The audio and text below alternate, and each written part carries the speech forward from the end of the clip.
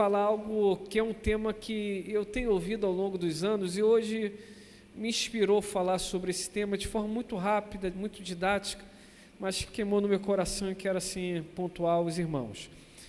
Jó 42, versículo de número 5.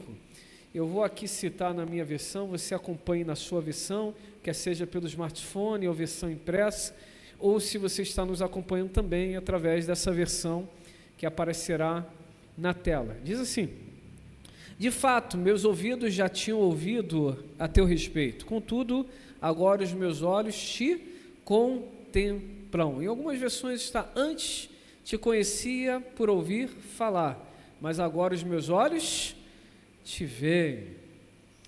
Por que coisas ruins acontecem com pessoas boas? Tem que fazer assim, pessoas boas, para dar esse entendimento que é uma interrogação, né? Então vamos lá, juntos. Por que coisas ruins acontecem com pessoas boas? Você pode ficar melhor, você tem que gesticular como eu estou gesticulando. Por que coisas ruins acontecem com pessoas boas? Porque coisas ruins acontecem com pessoas boas. Eu penso que nesses últimos anos essa seja uma das frases que mais temos ouvido, quer seja através da televisão, em filmes, em seriados, em novelas, quer seja ainda nas telas dos filmes das grandes produtoras, em grandes filmes ou criações. Nós também ouvimos isso às vezes nas rodas de amigos, quando não, em momentos difíceis que famílias, por vezes ou outras, passam. Acredito piamente que essa frase, inclusive, ouvimos às vezes nos jornais, principalmente quando tragédias acontecem. Naquele período do grande tsunami em uma das regiões asiáticas, essa foi uma das frases que mais ouvimos: onde estava Deus? Porque coisas boas acontecem, coisas ruins acontecem com pessoas boas. Quando nós ouvimos a notícia daquele grande morro que desabou, o Morro do Bumba, em Niterói, também ouvimos muito esse relato. Por que coisas ruins acontecem com pessoas boas? Onde estava Deus? Quando algumas atrocidades acontecem, como o caso da mãe, da filha que fez mal para os pais, onde estava Deus nisso? Porque coisas ruins acontecem com pessoas boas. No caso daqueles meninos que estavam lutando pelo sonho e lamentavelmente morreram queimados em um CT, que eu não vou citar aqui o time, porque longe de mim, não estou aqui falando do time, eu estou falando apenas do caso. Quantas vezes nós ouvimos até em bate-papo: por que Deus permitiu isso? Onde estava Deus? Porque coisas ruins acontecem com pessoas boas. Eu penso que, sem sombra de dúvidas, seja assim uma das frases que mais ouvimos, que talvez nós mesmos, em um momento de grande abatimento ou ainda de grande frustração, de uma forma ou de outra também liberamos como palavras, ora apenas como um desabafo. Eu acredito que até o próprio Deus fala assim: eu estou ouvindo, mas não estou ouvindo, porque eu sei o que você está dizendo, mas eu sei o que você está falando, mas eu sei o que você não está dizendo. Uma coisa é falar, outra coisa é dizer. Quando nós olhamos a vida de Jó, percebemos que sim, coisas ruins podem acontecer com pessoas boas. Jó, o homem íntegro, o homem que era conhecido nos céus, o homem também que era conhecido no inferno, o homem que zelava por sua casa, o homem que tinha os seus servos não por sujeição, mas era tratado com amor. Os servos tinham amor por Jó. O homem que também era sacerdote da sua própria casa, e quando seus filhos se reuniam em aniversários, ele ali à noite os santificava e apresentava diante do Senhor oração e sacrifício, para que, se talvez eles tivessem pecado, os pecados pudessem ser perdoados. Um homem zeloso, um homem de palavra, um homem de caráter, um homem que era bem quisto pelos seus amigos. No momento da dor, os amigos procuraram Jó. O homem que, sem sombra de dúvidas, tinha uma postura ilibada no que se refere à espiritualidade. Mas em um dia, em um momento, humanamente falando, coisas ruins começaram a acontecer. E quando começaram, foi uma alavanche de coisas ruins, uma estourando atrás da outra.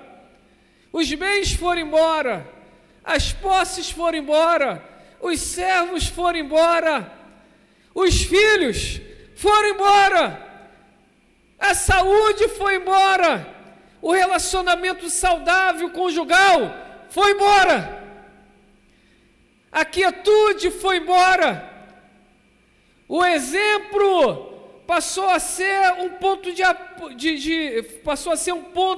de divergência. O que esse homem fez para Deus fazer tão mal a este? E a vida de Jó nos ensina que algumas coisas precisam estar no nosso coração. E eu quero já iniciar algumas verdades. Primeira verdade: existem mudanças de ambiente. E essas mudanças de ambiente são normais. Entenda bem, mudanças de ambiente são normais. Grave isso. Coisas ruins podem acontecer. Eu vou falar de novo para ver se nós consigamos, para que nós gravemos. Coisas ruins podem acontecer. Fala assim comigo para sua mente gravar. Coisas ruins podem acontecer. Você pode estar em um belo ambiente, num lugar mais belo, mas não prestou atenção, você dá uma topada e estoura o teu dedo. Coisas ruins podem acontecer. Mudanças de ambientes acontecem, elas são normais. Você pode estar num lugar maravilhoso e você comer uma coisa ruim, e você, infelizmente, deixar de viver tudo aquilo que aquele lugar maravilhoso podia te dar, e você passar a não viver aquilo, seu sofrimento está naquele lugar. Coisas ruins podem acontecer em qualquer momento, podem acontecer com pessoas boas. Você pode pegar um transatlântico, como no caso do Titanic, achando que era a melhor coisa do mundo, mas descobrir que tinha um iceberg à frente, e o barco bater, ou o transatlântico bater. Coisas ruins acontecem, e são mais comuns do que imaginamos. Existe um falso entendimento, que se nós temos Deus, coisas ruins não podem acontecer. Sim, acontecem, porque aquilo que é ruim para a gente, aos olhos de Deus, talvez não seja ruim. Eu aprendi com um grande pastor, e eu já citei algumas vezes, mas cabe bem citar mais uma vez nessa mensagem. Existem orações que no final nós agradeceremos por Deus não ter nos atendido. Existem rompimentos que no final vamos agradecer, porque não foram perdas, foram livramentos. O que é ruim hoje, amanhã pode ser uma coisa boa. Mudanças de ambiente são normais, contudo, nesse ponto 1 tem uma outra filigrana aqui que precisa ser notada. Se coisas ruins podem acontecer, coisas boas também acontecem. Tem pessoas que às vezes acreditam que só vai acontecer coisas ruins. Mas peraí, às vezes numa perda descobrimos amigos que são mais chegados do que irmãos. Às vezes, em uma tragédia, descobrimos que nós não estamos sozinhos. Tem uma multidão que se importa conosco. Às vezes, em situações que nos deixam para baixo, com os 4 pneus arriados, No final das contas, nós tiramos que essas situações às vezes nos deixam mais fortes. Tem uma canção que diz: você precisa ser forte. Eu não sei cantar tudo, mas fala meio assim. Essa daí que você pensou. Você precisa ser forte. E às vezes tem certas situações que acontecem para falar assim: cria carcaça, postura, maturidade exige renúncias. Pega a visão, toca o barco e siga o fluxo.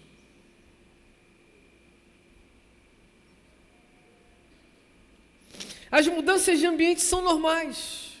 Jó estava vivendo um ambiente bom, mas do nada passou a viver um ambiente ruim. Onde está Deus? No mesmo lugar. Por que Deus permitiu? Ponto 2. A vida não está... A vida não tem significado no controlar, mas no viver. A vida não tem significado no controlar, mas no viver. Tem pessoas que acham que a vida é controlar as coisas. Tem gente que acha que vai controlar até quando vai morrer. Esses dias estava lendo a Bíblia, alguns anos atrás, e eu passei, se Deus me permitir, estarei pregando. Agora há pouco fiz isso. Se Deus me permitir, estarei pregando isso. Por quê? Porque a gente não sabe do nosso futuro. Tem gente que quer controlar até quando vai morrer.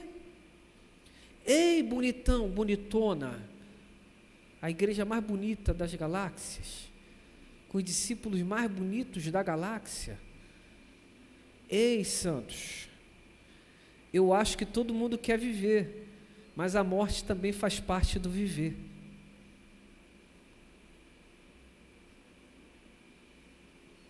Tem gente que quando fala de morte fala: vou fazer devagar para chupar ninguém se escandalizar. Sangue de Jesus tem poder. Está amarrado. Tem gente que quer controlar os filhos. Olha o sentido de Jó. Jó não proibia os filhos, porque os filhos precisam viver.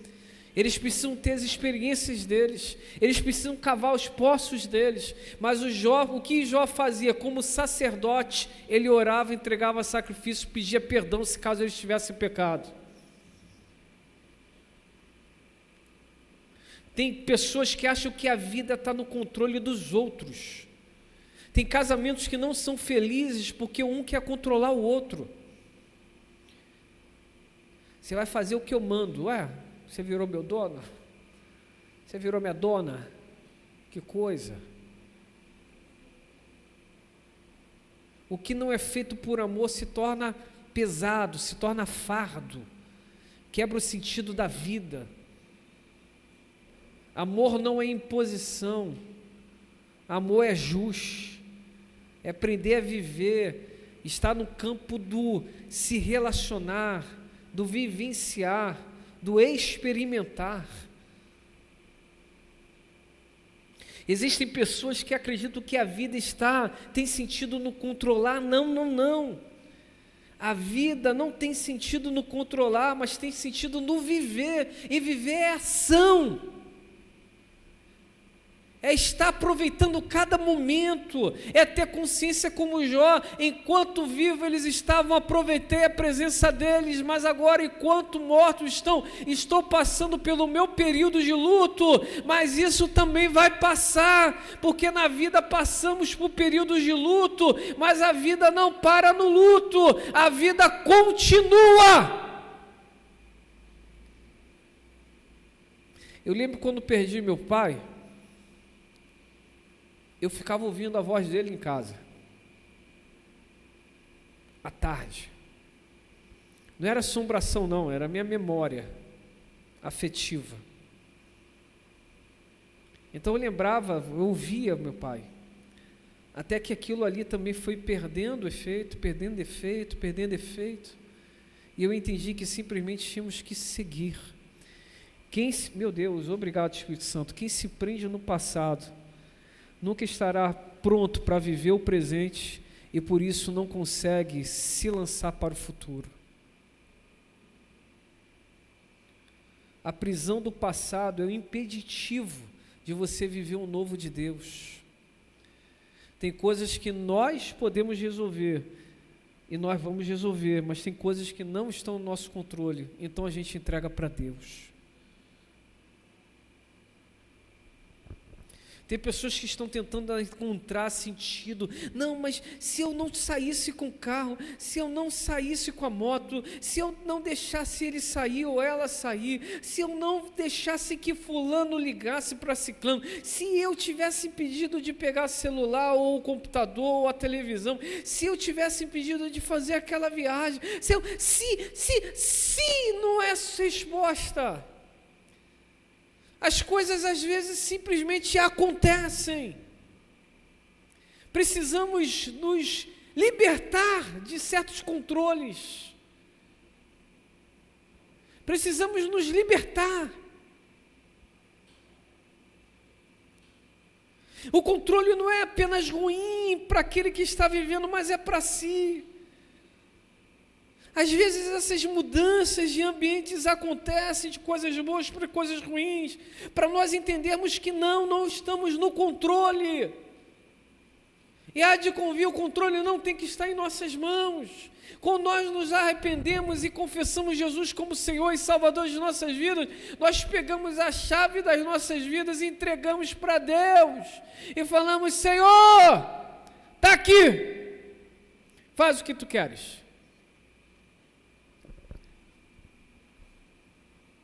Tem pessoas que querem controlar tudo, porque a bala foi perdida, porque a pessoa tomou remédio que não tinha que tomar, porque a outra acabou cometendo algo que não tinha que fazer consigo mesmo, porque fulano fez isso com a abençoadinha, ou abençoada com...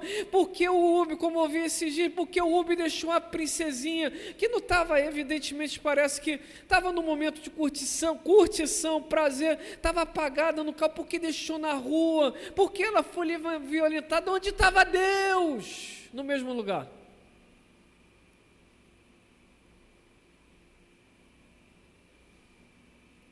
Porque ele não impediu, porque ela... Não, deixa, não vai dar crise isso. Ainda mais que está sendo gravada essa mensagem.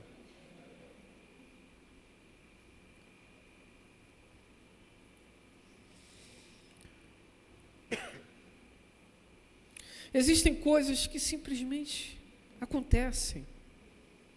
3. O domínio do Senhor não se mostra apenas na bonança, mas também na tempestade. Fala comigo assim: o domínio do Senhor não se mostra apenas na bonança, mas também na tempestade. Tem pessoas que acham que Deus está no controle só quando está tudo bom. Te enganes, não, filho. Em todos os momentos. O que é desgraça para você, aos olhos do Senhor, é preparação para alguma outra coisa. Quem anda com Deus é de vitória em vitória, de triunfo em triunfo. Porque, vou fazer aqui apenas a aplicação, porque o contexto é outro, mas vou aplicar dessa forma: porque a sua leve e momentânea tribulação produzirá sobre ti um peso de glória muito excelente. Paulo estava apontando para a eternidade e mostrando para a igreja de Corinto que as dificuldades que eles estavam passando estavam os levando a viverem coisas infinitamente maiores, apontando para o céu. Quando estamos em Cristo, temos que ter essa consciência que às vezes as chibatadas da vida, às vezes os apedrejamentos da vida, às vezes as fomes da vida, às vezes os naufrágios da vida, às vezes as mordidas de víboras da vida, às vezes as perseguições de pessoas que antes nós ajudamos, às vezes as perseguições de pessoas que se tornaram ciumentas, às vezes a perseguição de pessoas que passaram a caçar o poder, a caçar a influência. Tudo isso está corroborando para o nosso bem. As dificuldades, elas de alguma maneira estão corroborando para o nosso bem, desde que nós estejamos no centro da vontade de Deus. Perguntam muito ao pastor aqui, o que eu faço nessa situação? Não tenho a mínima ideia. Que coisa?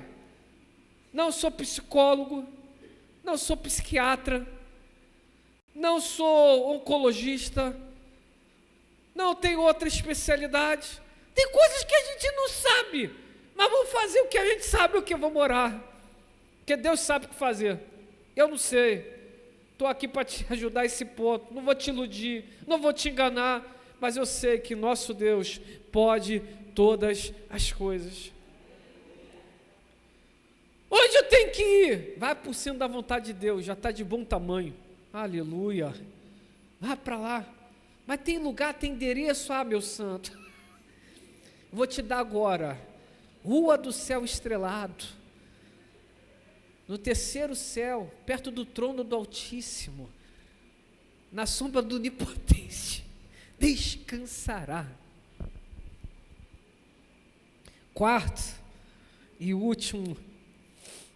Andar com Deus nos coloca sempre em um caminho de aprendizado. Fala comigo, andar com Deus nos coloca sempre em um caminho de aprendizado. Aleluia. Dá para dar um aleluia aí? Fala aleluia. Boa, Celinha, aleluia, glória a Deus. Olha para quem está ao teu lado, se estiver assim quase dormindo, fala aleluia. Aleluia, aleluia.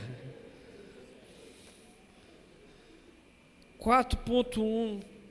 Andar com Deus sempre nos coloca em um caminho de aprendizado. Gravem isso. Se quiser escrever, pode escrever. Nos coloca no caminho de aprendizado, na escola da conquista. Estava Jó conquistando tudo. Deus estava lá com ele. Andar com Deus nos coloca sempre no caminho de aprendizado. 2. Na escola da perda. Estava agora Jó perdendo tudo. E onde Deus estava? Lá com ele. Lá com ele. Ei, meu irmão, na sua conquista Deus estava lá contigo. Na sua perda, Deus estava lá contigo. Deus continua aqui contigo. E Ele vai continuar até a consumação do século. Aí você vai falar, mas vai acabar no século? Não, tem a eternidade, meu santo. Ele vai continuar contigo. Andar com Deus nos coloca sempre um caminho de aprendizado. 3, na escola da restauração.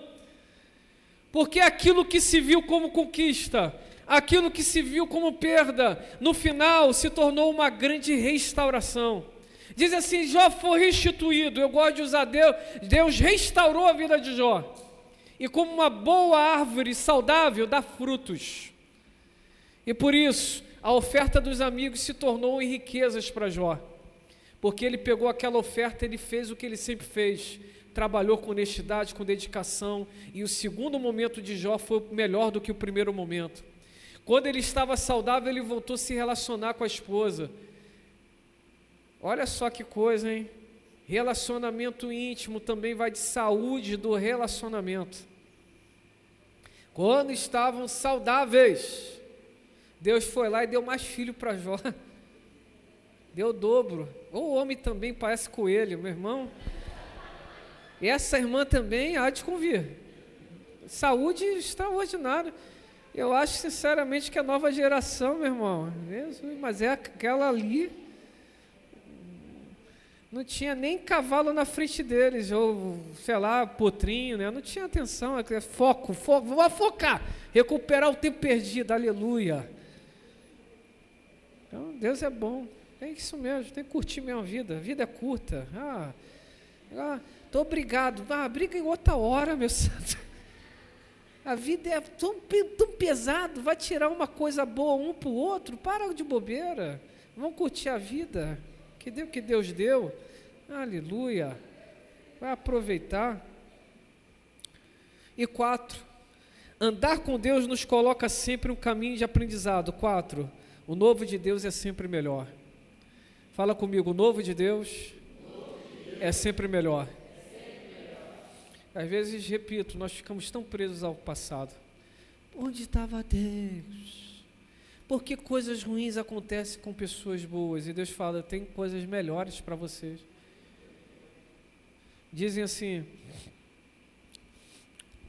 Jó teve o dobro de filhos. Calma. Era filho deles e continua, mas eles morreram, mas continuam filhos. Nós somos pais. E o caso de Jó, ele era pai, e a esposa de Jó era mãe. Então os filhos que morreram não foram esquecidos, eles continuam sendo filhos. Por isso que nesse caso eu não acredito na restituição especificamente, eu acredito na restauração. Ele estava caquético, quebrado, mas Deus foi lá e a dor não vai ser esquecida. Ele vai lembrar dela. O ponto que vai chegar o momento que aquilo não vai ter mais efeito na vida dele. Não vai ter mais peso. Vai ser apenas uma lembrança doída, difícil, mas que agora não foi apagada, mas foi superada.